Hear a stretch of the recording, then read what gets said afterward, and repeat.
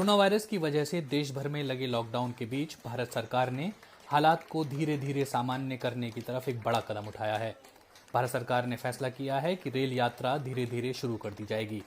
भारतीय रेलवे ने 12 मई यानी मंगलवार से ट्रेनों को फिर से चलाने का निर्णय लिया है। शुरुआत में केवल 15 रेलगाड़ियों को चलाया जाएगा जो गंतव्य स्थलों तक पहुंचकर वापसी यात्रा भी करेंगी। टिकटों की बिक्री 11 मई यानी सोमवार शाम 4 बजे से शुरू होगी। रेल मंत्रालय की ओर से जारी प्रेस रिलीज में ये जानकारियां दी गई हैं। 12 मई से 15 जोड़ी रेलगाड़ियां चलाई जाएंगी यानी कुल 30 रेलगाड़ियां सफर करेंगी। ये सभी विशेष रेलगाड़ियां होंगी। ये रेलगाड़ियां नई दिल्ली से इन 15 शहरों में आएंगी और जाएंगी।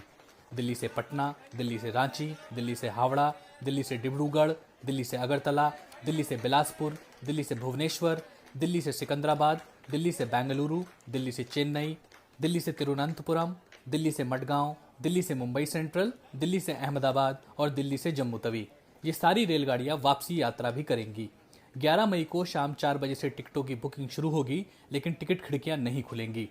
टिकट केवल IRCTC की वेबसाइट से ही लिए जा सकेंगे। जिन यात्रियों के पास टिकट होगा केवल वही स्टेशन में दाखिल हो पाएंगे। यात्रियों को मास्क लगाना होगा, इन सभी की स्क्रीनिंग होगी और जिनमें बीमारी का कोई लक्षण नहीं होगा उन्हें ही रेल में सवार होने दिया जाएगा। ट्रेनों की समय की सूचना कुछ देर बाद दी जाएगी। रेलवे ने यह भी बताया है कि इसके बाद कुछ और ट्रेनों को चलाने की योजना भी है, जिस बारे में बाद में जानकारी दी जाएगी। रेल मंत्रालय का यह भी कहना है कि कोविड-19 केयर सेंटर के रूप में रखे गए 20,000 कोच अलग आरक्षित रहेंगे और उन डिब्बों का इस्तेमाल इन रेलगाड़ियों में नहीं होगा।